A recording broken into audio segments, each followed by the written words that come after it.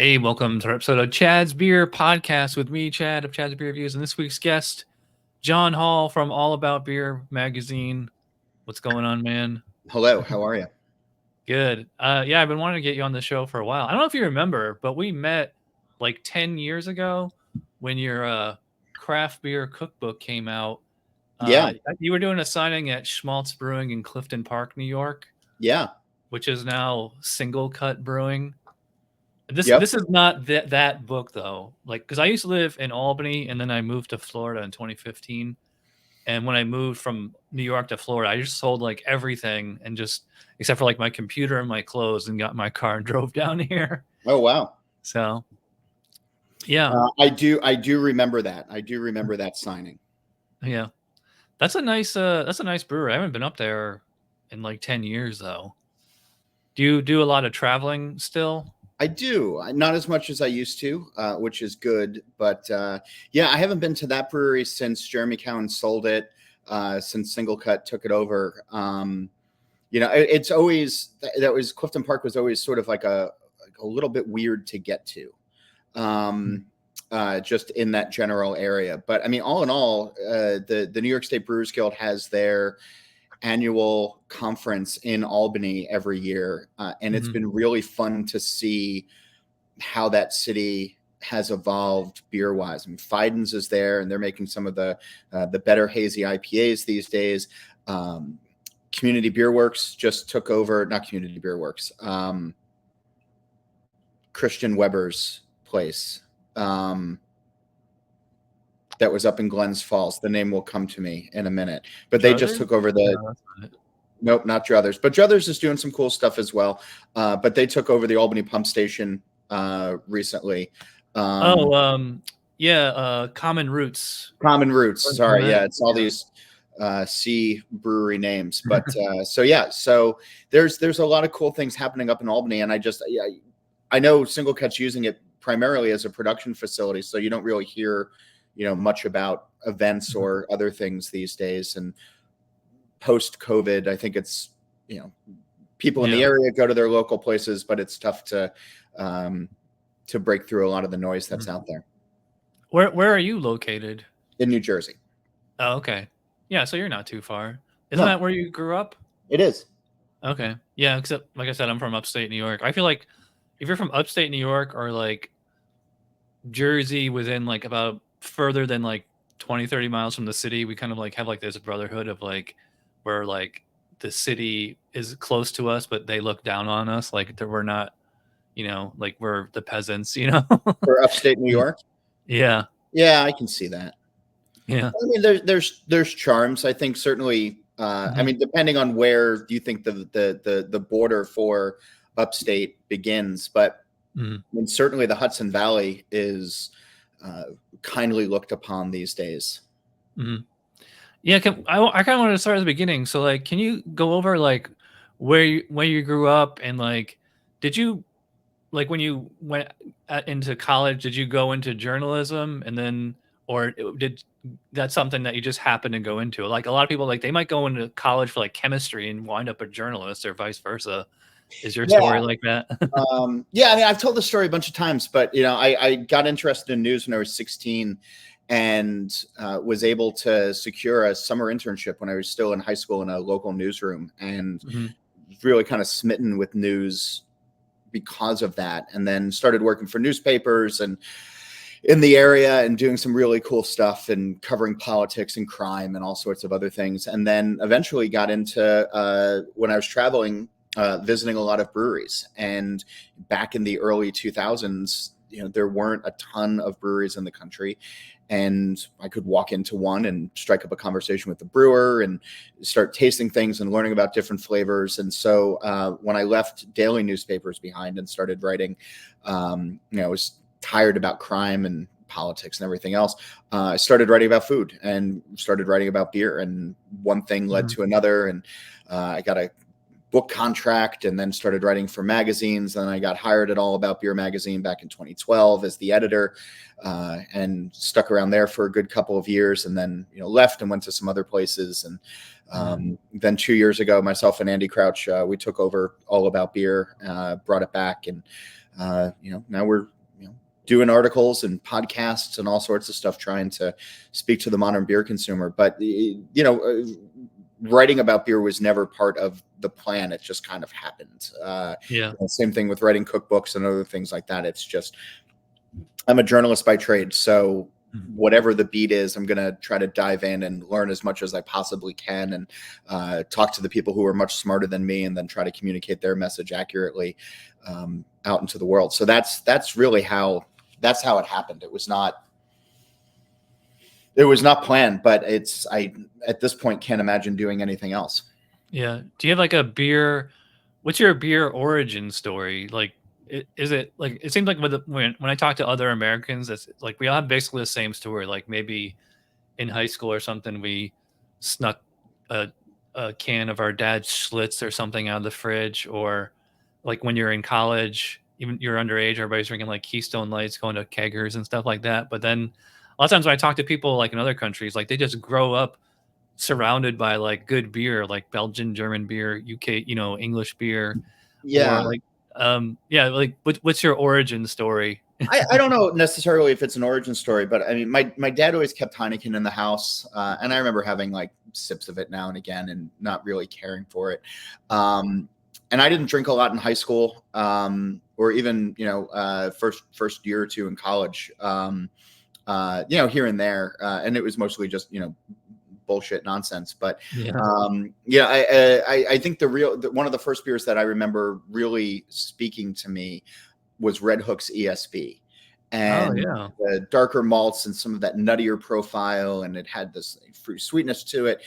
It was, it had character beyond what was otherwise available. And so that was a beer that I can remember looking back now as being like, oh, I'm interested in this and I'm curious about it. And then there's a brew pub in the town where I went to college, and on my 21st birthday, I went down and ordered a beer and got an IPA and hated it, and had the brewer, or the bartender, who's also a great brewer, explain to me what I was tasting. And that education is something that I still cherish to this day. Of you can't just use descriptive words like it's bitter, you're gonna love it. That's nonsense. He really walked me through a lot of the nuance, and it took a lot of pints for me to actually start to figure it out. It's not just like, oh, immediately here we go. So I guess that's probably the beer origin story, was just looking for different flavors and then finding it, but then finding and learning from people who were smarter than me and who took the time to be patient and share their experiences that I think gave them great joy. Yeah, it's funny. A lot of I've heard very similar stories like that from other beer drinkers and stuff. It's always kind of like this, was it mentor protege relationship? Like, I don't know if you ever went to Mahar's in Albany. Yep. Okay, yeah. So maybe you remember Bill, or actually Jim Mahar. They were kind of like that too, although they were pretty snobby. Yeah, it's like I grew up like a few miles. Well, not a grew up, but like I spent like a good, I don't know, 10 years within a 5-mile radius of Mahar's. And I used to do the beer tour and everything there, and like I was there like every Thursday night regularly, and I loved just trying and sampling everything. And then I started this show in 2008, and just kind of like throw myself out there, because like nobody else was doing beer reviews on YouTube at the time. And and I actually had a blog with the Albany Times Union. I didn't get paid; it was strictly voluntary. It was a lot of fun. I used to do it like every Monday morning, and I kind of miss writing, although I kind of got back into it like with this podcast and still doing this channel. And you must be like one of only a handful of people that actually makes a living writing about beer, especially now, because like print magazines or print media are going away. Like All About Beer magazine is Is it still in a hard copy, or is it just the website? No, it hasn't been since the previous owner. So we brought it back in an all digital kind of way, and yeah, it's but I think we're trying to bring a lot of the feel of the print magazine to the website, and that's coming through podcasts. That's coming through the articles that we're doing as well. But yeah, the whole beer media landscape has certainly changed in the last, I'd say, 5 years, and it's those of us who are doing it and doing it professionally, or trying to do it professionally. It's hard, but it's also necessary work. Yeah, there's got to be a journalist. I've had 𝒂𝒅'𝒛 on the show. She was one of the first guests. She's also somebody who makes a living right about beer and the beverage industry at large. Yeah, it's like it's fun. You have like what, 3 podcasts now? Yeah, All About Beer has 3 different ones. There's a show that I do called Drink Beer, Think Beer. We have the All About Beer podcast that's hosted by 𝑀𝒆𝒄𝒅'𝒛 of Pints and Panels and Don Tess, the great beer writer. And then we do another show called Brewer to Brewer, which is, as the name suggests, brewers interviewing brewers. Yeah. About, I don't know if you can say, but I was wondering like how many downloads you guys get on those shows. A couple of thousand. Really? That's pretty good.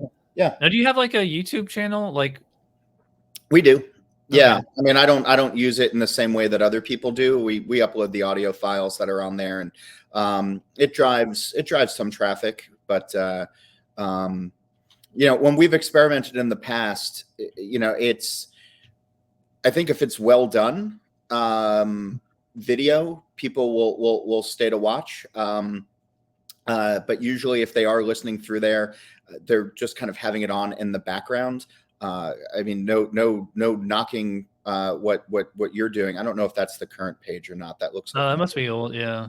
Yeah. Last video was like 10 years ago. Yeah. So that's an older one. There's a couple different ones that are out there, but yeah, I don't know how exciting, watching 2 guys and 2 screens actually is. Yeah, I feel the same way, but it's like, it's kind of like a convenience thing where like we just do it on YouTube, and then you take the audio file and do that as an MP3 so people can listen while they're driving around or whatever they do. Yeah, but we still find that traditional listening is where people are most engaged. Yeah. Yeah, I find the same thing. Well, actually, I think I might get a little bit more views on YouTube than the audio podcast download, just because like I don't really push the audio podcast that much, but it's still like it doesn't hurt anything to have both. I'm like, I do this for free. Like I use redcircle.com as the hosting site, and it's so it's free. It doesn't cost me anything other than like getting the beer or just my time or whatever. Yeah, so. I wanted to show folks at home. I just had your Amazon page up. Here it is. So you've had what? This is only showing 5 books. I think you've had more than that, right? Yeah. There's at least one other one that should be on there, but yeah, that's I've done a couple of books over the years. All books. There we go. So you've done 2 cookbooks. The American Craft Beer Cookbook, which came out about 10 years ago, and then the Craft Brewery Cookbook, which came out maybe 2 years ago. Forget at this point. And then some of those early brewery guides before people were really using the internet to travel around, and those were fun to do. Lou Bryson did a whole bunch of those books as well, and Jay Brooks did one from California, if I remember correctly, and there's a couple of other states that got thrown in the mix. Brian Yeager did Oregon. It was a fun time to have these books, but they were obsolete the moment they came out, because new breweries open, new breweries close, ownership changes, draft lists change. So it's fun, but it's I can't imagine travel books like that being done. This is your Drink Beer, Think Beer, like that. Does that inspire the podcast or vice versa? Yeah, I mean, I took the name of the book and turned it into a podcast when we got back into when I started this new show back 5 years ago. So I've been doing a podcast in some form or another for the last 9 years, various places. The first one that I did for All About Beer was called After Two Beers, After Two Beers, which was a really fun pre-COVID concept where I'd get together and drink 2 beers with somebody and then turn the mics on. And I had a much more 2 organic beers deep. conversation going with it. But then when we brought All About Beer back online, or when Andy Crouch and I first started our media company, first called Beer Edge, and now All About Beers absorbed that. I needed a new podcast name because we didn't have the All About name at the time. And so, yeah, I just pulled it off the title of the book. Yeah, I was looking at the Drink Beer, Think Beer on Amazon, and it only comes in hardcover and Kindle. Was there no paperback edition of that book? There wasn't a paperback edition of that. It's hardcover only. So is that out of print now, or? I don't think so. Yeah. Yeah. Okay. I don't know. I honestly, I should probably know more about these things. It's I know it got translated into a couple of different languages and did really well throughout Asia. In fact, in early 19, when the book came out and was translated into Chinese, I spent some time in Beijing promoting it, which was awesome. They ripped through copies online, which was incredible. But yeah, I try not to get too bogged down in numbers like downloads or how many things. Like, I feel like it's a slippery slope, right? I'm as curious as anybody else, and I want to make sure that the product is successful, and I want to make sure that the words and the episodes are reaching a lot of people. But if you live or die by numbers, I think you start to lose yourself and you lose your way.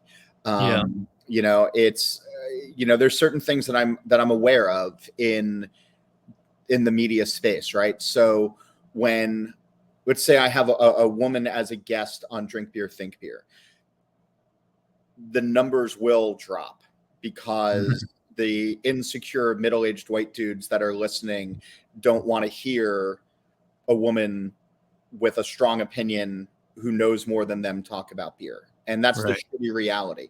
That doesn't stop me from having those guests on. But knowing that those numbers drop down, if I cared about the numbers more, I would probably change how things are and have fewer women or no women on. But that doesn't serve anybody well, and that'd be horseshit to begin with. So, it's knowing the numbers kind of helps. And certainly when we're selling advertising, which we do, those advertisers want the numbers. But for me, a lot of the time it comes down to, we have a good amount of listeners, a good amount of readers on the website. But I also think that by and large, we have a good quality of listeners that are coming through, the people who are actually engaged. Anybody who's consuming beer media these days, they're not passive. It's not the person who, goes and does brewery crawls on a Saturday just because it's fun. And now there's a whole bunch of breweries to do it. And they know they like hazies, but they don't necessarily care about the hops. Our listeners and our readers are the ones that care about the hops, that, want to know about the process, that, maybe are on the geekier side, but are more just enthusiastic about it, as opposed to, I don't want the insufferable folks, but it's, yeah. So ultimately it comes down to doing content that matters, creating episodes that matter, that people are going to leave feeling more informed about. And, however many people bought the book, that's great. It's nice when I see it on people's shelves. It's nice when people tag me. Like I'm super appreciative of that for all of the books. And, I'd be lying if I said, you write a book and you don't care about, it being on shelves. Of course you care about it being on shelves, but I'm just not going to spend a lot of time fixating on numbers. Yeah. It also depends on if it's self-published or somebody else published it, or like if you just get like a one-time. Yeah, I don't do self-publishing. That's not, I know it's worked for some folks, but all of my books have been through traditional publishers that have the distribution, the marketing, the sales, and that doesn't always, guarantee that a book is going to do well. If you're working with a traditional publisher and they have 5 books coming out in the same month, you might get their attention for about a minute and a half, and then it's up to you to be out there hustling. And I am notoriously bad at self-promotion, so I do my best. Like that too. But so it's, but yeah, it's, I admire the folks who do self-publishing. I don't have the patience for it. I just want to write the words, do the edits, and then have somebody do the mechanic stuff, because they're going to do it better than I ever could. Even with, if I had a decade of just solely focusing on how to publish a book, it still wouldn't be as good as the professionals that do it. Yeah. Like it's funny. This is a book that I co-authored, and I use that term loosely. And it's funny, this came out in 2014, I think the same year as your craft beer cookbook. Okay. And like I got like a one-time payment for this. It was basically like 1 month's rent, and they sent me like a box of like free books. And I haven't, so if you buy this on Amazon or whatever, like I don't get a commission or residuals or whatever the word is. Only if you buy it from me. In fact, I've actually bought used copies on eBay and like sold them at book signings and stuff like that. Okay. Yeah, it's I'm funny. just looking to see if I have that on my shelf. I don't see it back here. That's okay. Yeah, I didn't know you wrote a book. Yeah, well, you know what? Because I used to write actual like pretty in-depth text reviews of beer on chadsbeerreviews.com, which was just like a blogspot blog, and then Carlo DeVito, who actually lives not too well when I lived in New York, he's in like Hudson Valley area. Apple Cider Press, I think, is his company, or Cider Mill Press, something like that. So like he knew about me. He probably knew about me through the Albany Times Union blog, and then he saw my reviews, and he's like, "Hey, we want to compile all your porter and stout reviews into a book called The Handbook of Porters and Stouts." And he gave me like a list of like, I don't know, 20 other beers that he needed to have reviews of by the deadline. Then Josh Christie, he's another, he's out of, I think he's in Portland, Maine. I met him once. And like, he owns the bookstore up in Portland. Yeah. Oh, he did the book? Yeah. Oh, I really like Josh. I think he's a great guy. Yeah, it's funny. I haven't talked to him in like 10 years. I should probably get him on this show just to see what he's up to, I don't know if he's still writing about beer or what. I should probably find out. But anyway, I was going to say, so if I buy Drink Beer, Think Beer on Amazon, do you get a cut of that? Yeah, like I don't know what the percentage is, but it's maybe a cup of coffee. Mm-hmm. I don't know. Like, again, it's fun. It's I try not to dwell on it too much. So the way that it works with book royalties is every 6 months or so, I get a report from the publisher of, hey, here's what's sold, and then there's a check attached to it. And every once in a while, it's a nice check, where it's like, oh, like maybe we'll go out to dinner, and other times it's like, oh, I'll half fill up my tank in the car. It's that kind of thing. So this isn't a retirement plan. This isn't a, I think a lot of folks who write books in the beer space will tell you, with very few exceptions, that you're not going to see big returns. Yeah. Unless you're like Stephen King or somebody like that, Sure, but I'm saying in the beer space, right? There's not a lot of books that continue to sell. I mean, Randy Mosher's Tasting Beer, required reading by anybody who, again, is a curious beer drinker or interested. I haven't seen his bank account, but I think he's probably doing okay when he gets those checks in the mail, and and maybe he can go to a fancier restaurant than I could go with my check, But again, it's not a retirement plan, But some of these books, especially like the cookbooks, where you can keep coming back to them. I enjoy doing those because people are flipping through them. They find a recipe that they like, they modify it a bit, they make it their own, but it's given them happy memories. Some things like the travel books are, like I say, are woefully out of date. And not to knock your book, but like a lot of those tasting books as well, recipes change, things go out of, so it's a nice historical marker. for anybody who at some point wants to go and research history of saying, okay, back in 2014, these guys said that this stout tasted like this. You know, and that's cool. For those people. It's funny. Speaking of the cookbook, I was wondering, like, is it easy to write a cookbook? Because, like, I'd imagine, like, a lot of the text is just, like, the ingredients and the how-to and all that stuff.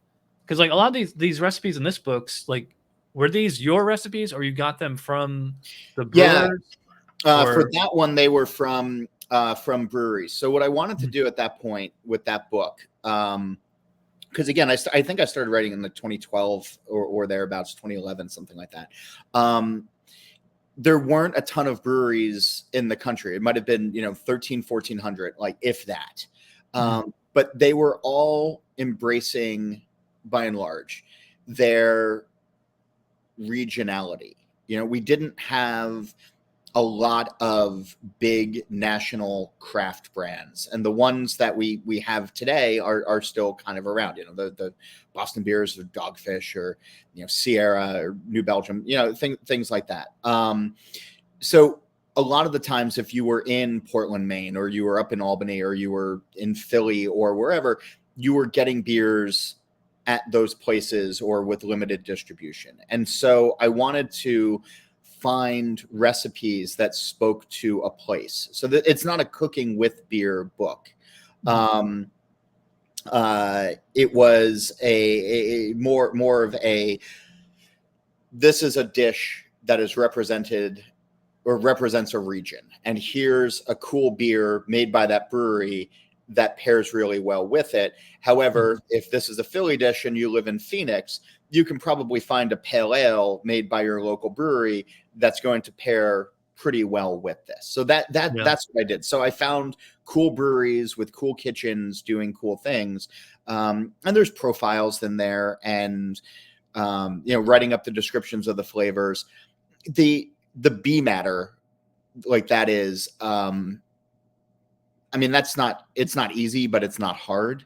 The real thing about writing a cookbook is the testing of the recipes and making sure that the ingredients are right, and making sure that as it's written, you can actually follow it and create something that tastes great. And that takes a lot of time and effort to get right. Did you personally make every recipe in here? At least once, most of the time, twice, 2-3 times. I forget, at some point there was one that took me, I want to say 8 or 9 tries to get right. Because you're talking with, the other thing too, if you're getting it from a commercial kitchen, is you have chefs that are dealing with, pounds of salt, because, if they're making a soup, because they're making, scale it down. Yeah. So it's, you don't want to blow somebody's taste buds out or have something be totally disjointed. So yeah, it was, but it's fun. And then I did 2 more cookbooks after that, the New Jersey one, and then the latest one. What do we call it? The craft brewery cookbook, which is confusing because we just took American out of it. But yeah, so that was a similar book as well. Yeah, that's funny. I was just gonna show that on. I was wondering if these were the same books, like with repackaged, or like this is completely different material. No, they're totally different. Okay. What's the sport in that?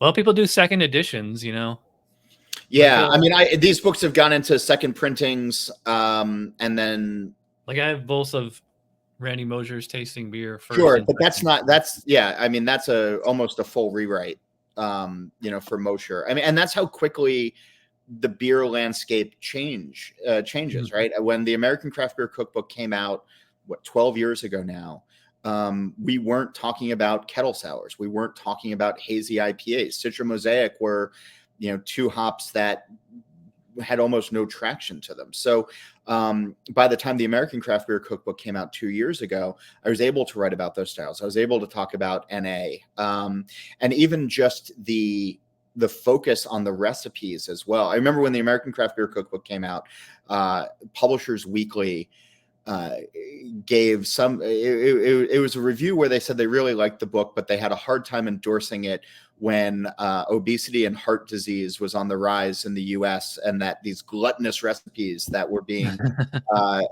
promoted in the book. But that's what people associated with, beer food at the time. So 2 years ago, when the American Craft Beer Cookbook came out, I mean, there's a lot more better for you. Instagram age, everybody's documenting everything.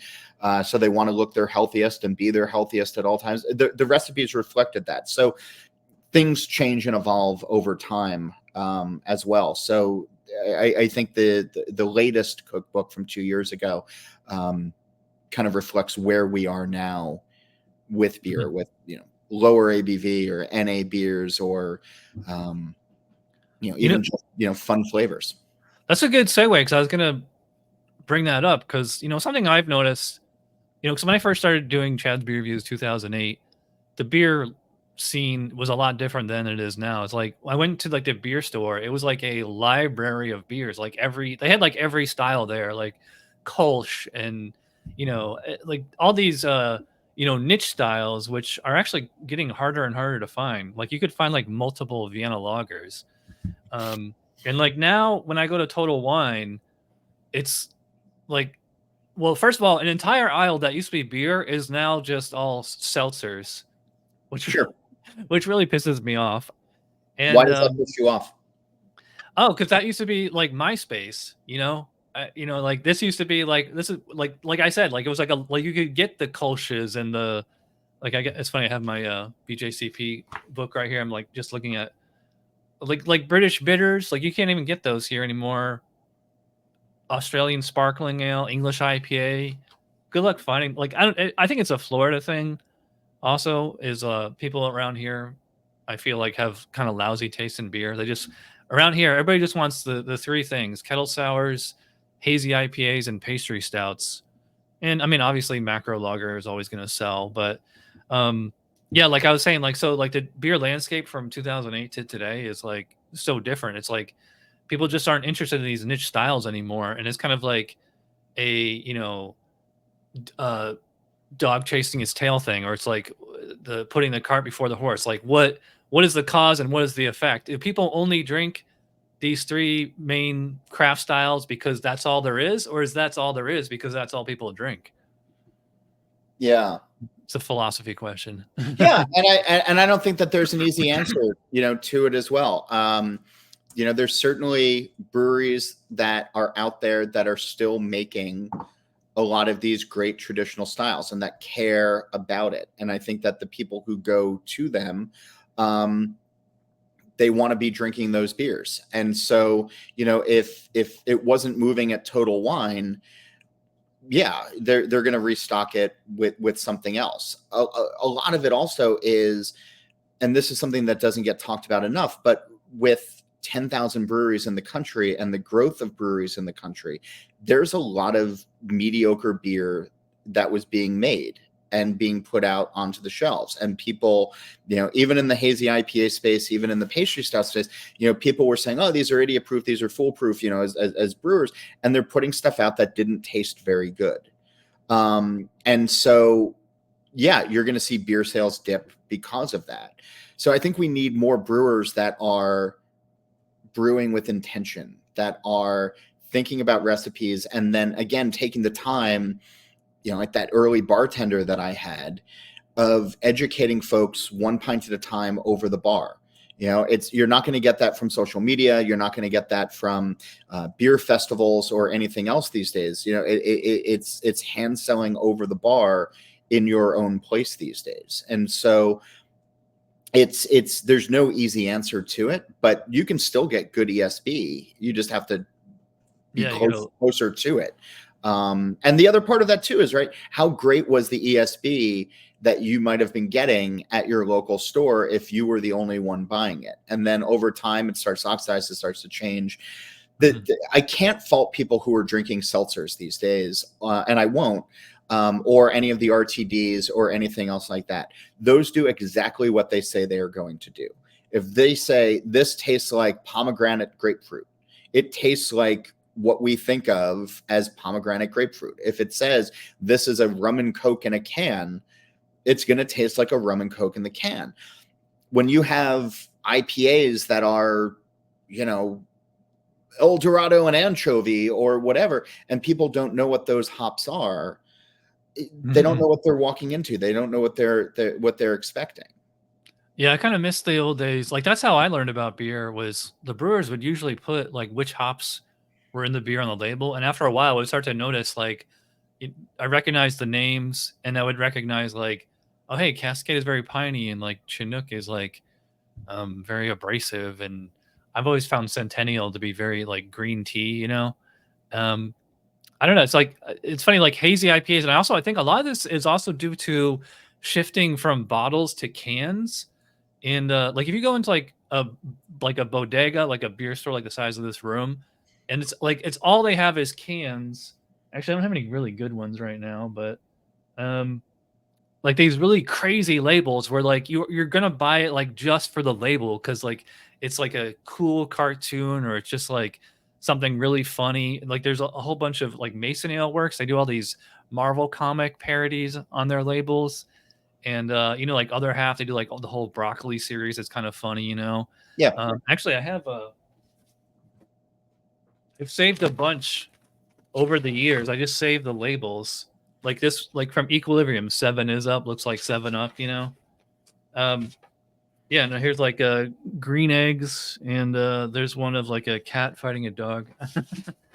But yeah, I feel like I don't know about you, but I feel like I'm like first I'm attracted to the beer like that I'm gonna buy like kind of off the label, and then like and also then the price like beer prices now depending on where you get them like a 16-ounce can of like a 7 or 8% hazy IPA that can be like if you're lucky it's $5 but it could go like as high as 8 or 9. I don't know what prices are like where you are, but I feel like maybe like I don't know the price is high because demand is low or vice versa. Yeah, I mean, everybody's going to price their own things differently, and certainly pre-pandemic, when you had $25 4 packs going, again, it comes down to is the beer good, and good's a subjective thing, but I think a lot of the time, if people were buying a 4 pack, um, they would maybe have one, and then there is that sort of intangible, and this is just based on a lot of conversations that I had with people over time where they're like it was okay, and then they put it in their fridge and kind of forgot about it, and then the next weekend they'd go to the brewery and they'd get a different 4 pack, and they'd sort of repeat that process. And I'm taking the traders out of this now, but then eventually somebody opens up their beer fridge and they realize that they have all these 3 packs that are in there because they only had the one, because something in their brain was like, this didn't do it for me, And then, so when you see the macro lagers or you see a well-made IPA from a brewery that you trust that puts quality first, it's easier to kill a 6-pack that way, or a 4-pack or whatever it is, because we still have these lizard brains that are like, I like this or I don't like this. And I think by and large, you can be driven by labels and shiny colors and everything. But if it doesn't speak to you, if it doesn't, spark joy, then you're going to find something that does. And a lot of those old school beers or newer breweries that are really putting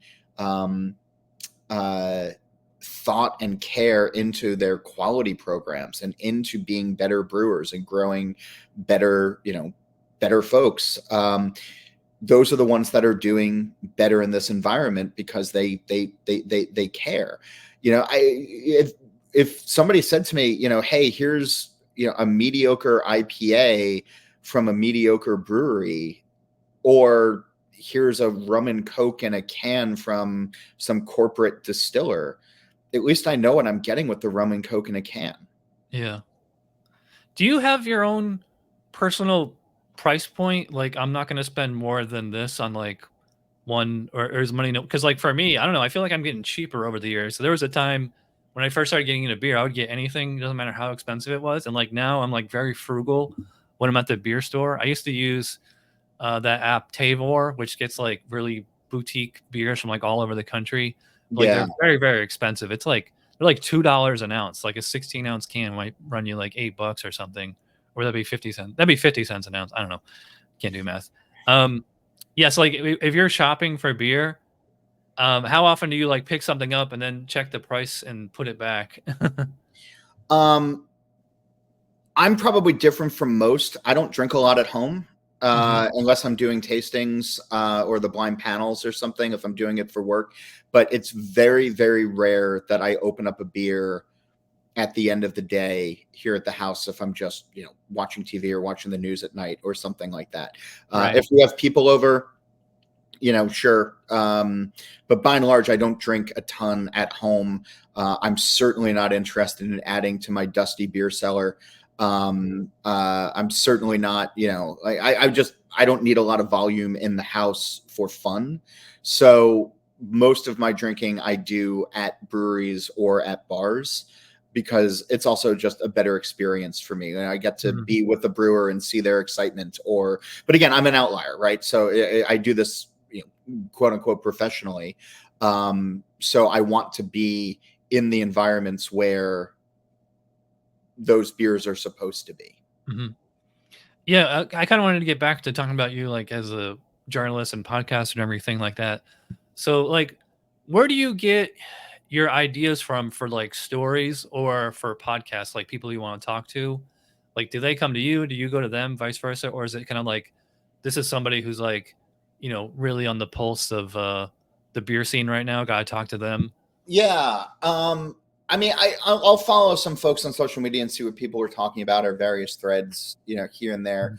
But a lot of the time it comes from, especially for the podcast or things, if somebody sends me a beer and I do taste it in part of the blind panels or something when I do the reveal, if a beer really got me excited or something, I thought, like really had some fun nuance to it, I'm going to want to know the person who made that, or I'm going to want to know more about the beer from the person who made that. So I'll just call the brewer and say, hey, do you want to come on? But a lot of the time it's just being at a brewery or visiting places and looking around and then just asking questions and then really shutting up and let the people answer and finding a way to formulate a story out of that. It's brewers by and large, curious beer drinkers by and large, are really excited to share what they know or what they're working on or why they're doing something in a certain way. And it's a privilege when they speak to me.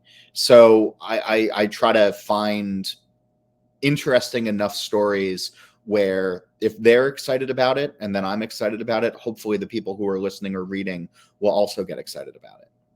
Yeah. But there's not like a single formula. Yeah. Who's like a tastemaker for you? Like where you're like, I gotta go to that brewer. I gotta try that beer. Is it like just Twitter or like friends in the industry that you know? I mean, Or Twitter's a dumpster fire, so I'm not there anymore. I don't need to give Untapped? that guy my money. Untapped's worse. I haven't used that in years. Really? Yeah, I use it every day, but I pretty much just post my own reviews on there. I don't know. Really... That probably says more about you than you want it to. But if you're using it every day, good Lord. Untapped in the beginning, I was one of the first users of Untapped. Greg Avola, who's the co-founder of it, he and I were in this beer tasting group 15, 20 years ago now at this point, where a bunch of us would get together monthly, every 2 months or so, and just share bottles that we found. And they developed this app as just sort of like a fun way of keeping track of things. And I think if people use it for that, like that's fine. But the chasing of the badges and the buttons and the misinformation. I mean, the big joke is, wow, this Kolsch is perfect. 2 bottle caps. I think that probably hurt your beer aisle as well, of people taking too much stock in anonymous beer reviews from people who don't know what a Kolsch is. Or Yeah, I mean, you could say the same thing about Beer Advocate and Rate Beer, though, too. Really, I would. I have no problem saying that about either of those places. Doesn't Beer Advocate own Untapped or vice versa? Vice versa. Untapped or Next Glass is the parent company that owns Hop Culture, Untapped, and now Beer Advocate. Yeah, and doesn't Budweiser own or have a stock in Rate Beer? They did, but I don't think Great Beer's been online in the last couple of years. Oh, really? Yeah, I haven't. Yeah, I've been so far out of I haven't used that either of those sites in a long time. I just like Untappd as an app, and like I actually use the entire. I think you get 250 characters or whatever it is, and then I just copy and paste that from Untappd into my Instagram every night when I post a beer review. And I think like it's a nice, a tweet-sized beer review. I can usually get everything in there that I want to say. Like I can talk about aroma, body, mouthfeel, taste, like Sure. whether how drinkable it is for 8% or 4% or whatever it is, Yeah, man. If you get something out of it for you, like that's great. Like I think Yeah. that's you like the saying goes, you do you. Yeah. On that whole thing. I don't really have a tastemaker. That I use. Like I have a hard time trusting people on those sites. Mhm. I think that there's a lot of people who are willing to overlook flaws or don't understand flaws, Mhm. and those ratings are tainted because of it. So it's probably just easier for me not to look at it and not get mad. But there's brewers that I trust. There are drinkers that I trust. There's fellow writers that I trust as well. And if somebody says, hey, have you checked out Brewery X? Like, I think they're doing cool stuff, Yeah. I trust those people more than some hype machine that exists. If somebody's saying, oh, but their line on Saturday morning is so long, it's like, yeah, that Yeah. doesn't That's mean it. interesting. Like there's certain breweries that have blown up over the last decade or so, like Treehouse and Hill Farmstead come to Yeah, mind. It's like these are like they don't distribute, or if they do, it's very, very limited. And it's like people from all over the world have heard of these breweries and will actually travel, you know, hundreds of miles, if not thousands of miles, to go visit them. And it's like, I think a lot of that has to do with, though, kind of like the online culture, probably like Twitter, Beer Advocate, Untapped, sure. things And like and that. honestly, if I've heard stories from people who love the line life, who love going to Treehouse, who love going to some of these breweries, and they meet people in the tasting room, and it they're all like minded, and I think that that's really cool and really special for them. And if the beer tastes great and gives them something to be excited about and gives them joy, I'm all for that. Like I'm 100% for that. And I think that the online culture can certainly help with Mhm. that. Um, but you also have to, I think Treehouse and Hill Farmstead are outliers in that they also really care about quality and that they also do a really good job. Some of the reasons that when hazies really started taking off and we started hearing about the Alchemist, or we started hearing about Trillium, or we started talking about Treehouse, it wasn't just, oh, we're putting a hop slurry into our cold ferment. They were actually making beers in specific ways and using brewing technology and brewing know-how and running trials to have the beer taste the way that they wanted to, and then communicating that to the drinker. Whereas, Yeah. there's, some smaller breweries that are just like, yeah, no, we dumped Simcoe and El Dorado in it, and I don't know, I guess it's pretty good, and people line up because they're used to the higher quality places. And then, so yeah, there's nothing wrong with the line life or any of those things, because it brings people a lot of joy. But I do think that oftentimes a lot of those online ratings are inflated. Yeah. And when you look at Google reviews, and there's a brewery that has 4.8 stars on Google reviews, and you walk in and their flagship is teeming with diacetyl, Yeah. did I catch them on a weird day, or do the people who are reviewing it not know that diacetyl is a flaw? Do the brewers themselves not know that it's a flaw? So there's a lot of things to take into consideration with the online ratings. Yeah, it's funny you mentioned that. I almost got into, or well, when I first moved to Florida, I was in Lakeland, which is closer to Tampa, and there's a Lakeland Brewing Company there, and like I started a blog through the Orlando Sentinel, very similar to the one I had through the Albany Times Union, where I was just like reviewing breweries in and around Orlando area. And yeah, and I went there and had a flight, and like every beer was like diacetyl, acetaldehyde, DMS. It was very gross, and I wrote that in my review.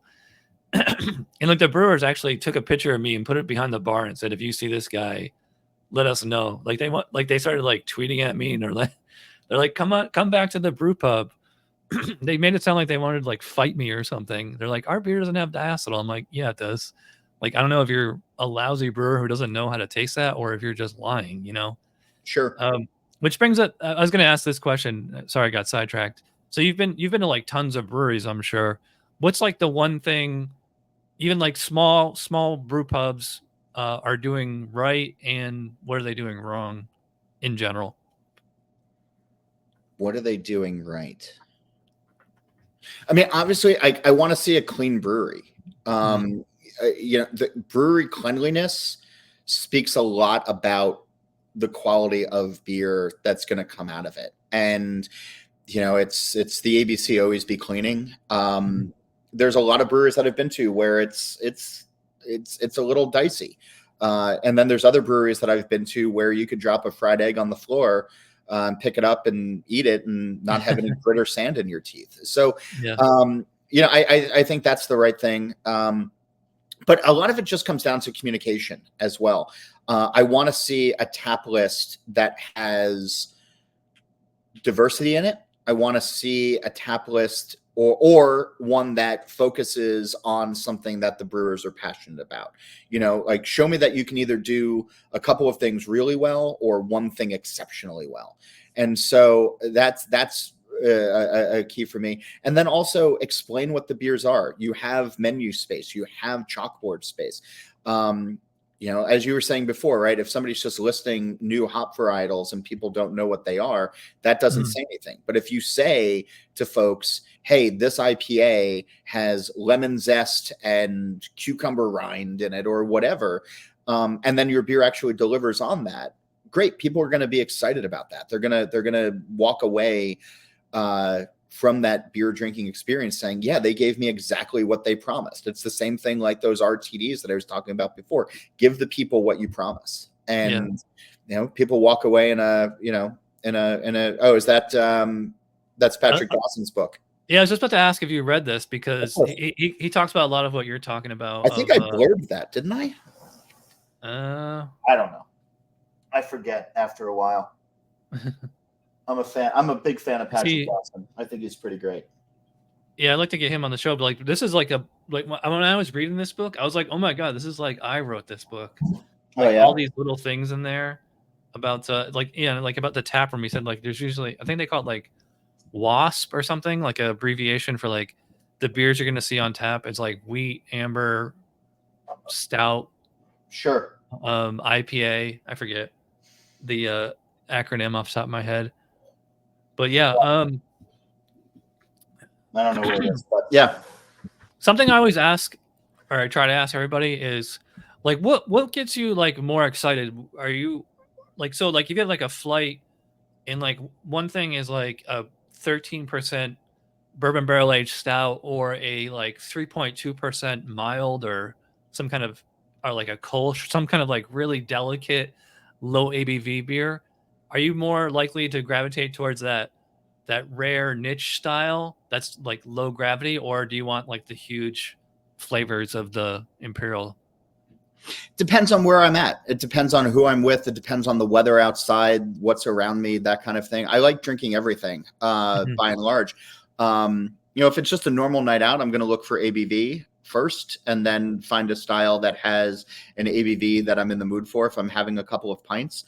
If I'm stopping into a brewery that is known for or proud of their bourbon barrel aged imperial stouts, I'm not going to say, oh, give me the blonde ale instead. I'm saying, no, I'm going to drink your, you know, your big monster. You know, so it really depends. Like I can't, you know, it's like that hacky question of, you know, like, what's your favorite beer, or, you know, like that kind of thing.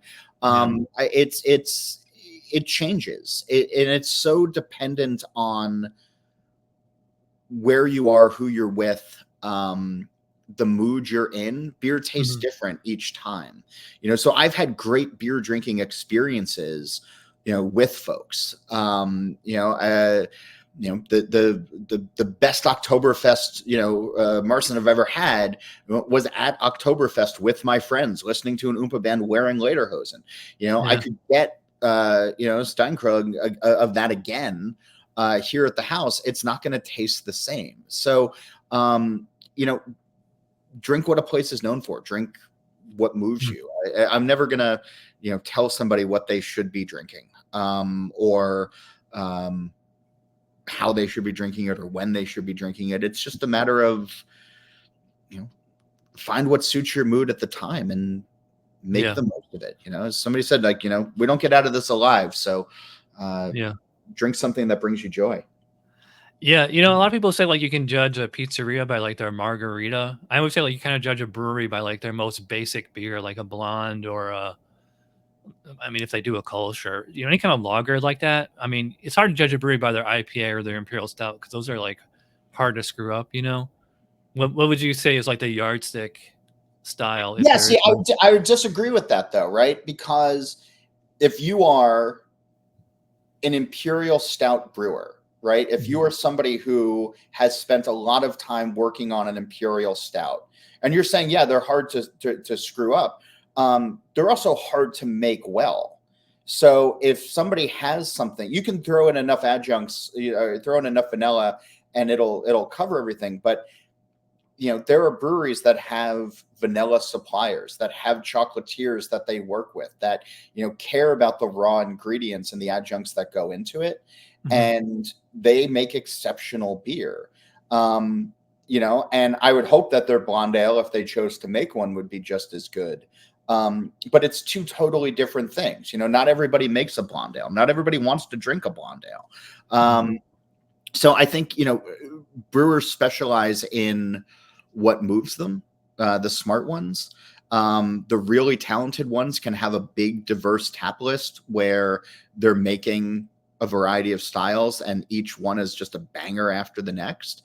But then there's other places that are just, like, hey, we're really known for our Vienna lager and we've spent a lot of time perfecting this recipe and it's still not perfect and we're still going to keep, working towards it. And, I'm going to trust that over, and hey, we're working on a pale ale right now and it's in progress, but, drink our Vienna lager first. So I can't like fully answer that question of like a yardstick, but it is, I always ask the brewers when I go to a place and I'm fortunate enough to talk to them.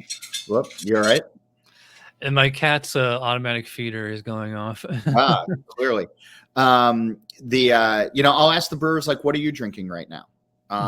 Because they're going to say, oh boy, sometimes they're going to try to impress, but other times they're just, hey, we have this. I was at a brewery the other day where they had a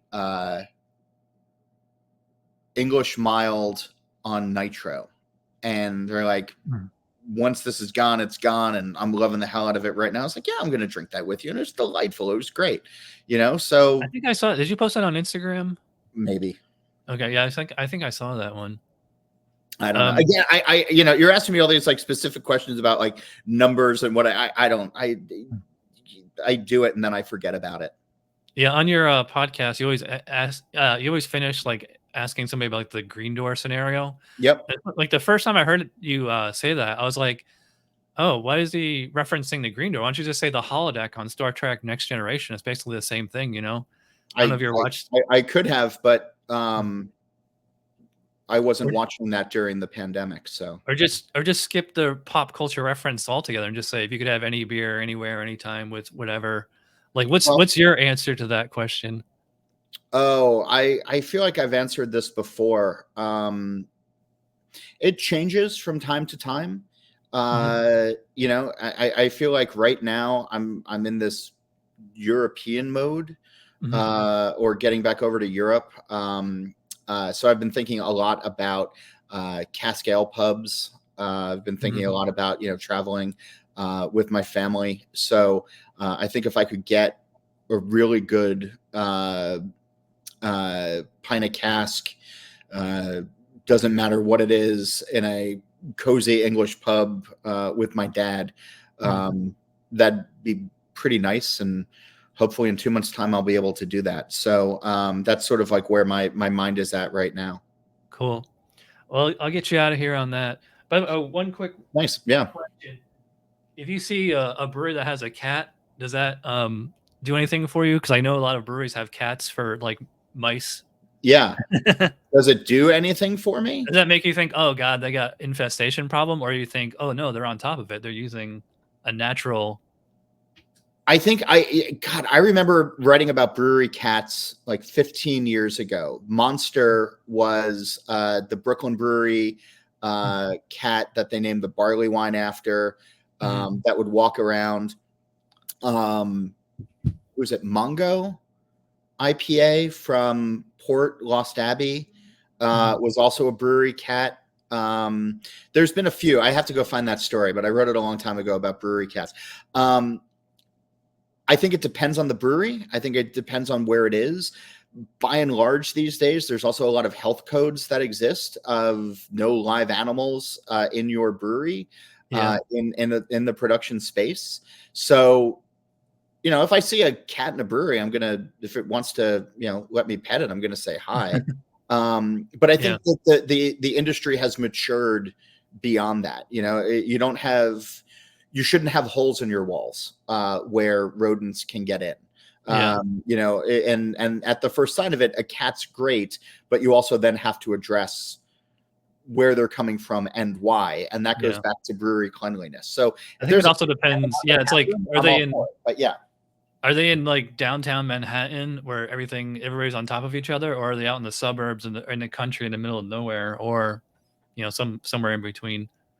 Yeah, I think it really just depends. But brewery cleanliness we need more of it, and the ones who are really paying attention to it, I think, are the ones who are surviving and thriving these days, as the ones who are just kind of like, oh, spent grain on the floor, that's tomorrow's problem. It's like, no, that's a right now issue. But I don't see quite as much of that these days as I used to. Yeah. Well, I appreciate you doing the show. I will plug all your links and stuff. Oh, thanks. My girlfriend and I have made a couple recipes out of here. I like the Nashville hot chicken one. It's a great sandwich. It's Yazoo Brewing still going strong down there. Love those guys.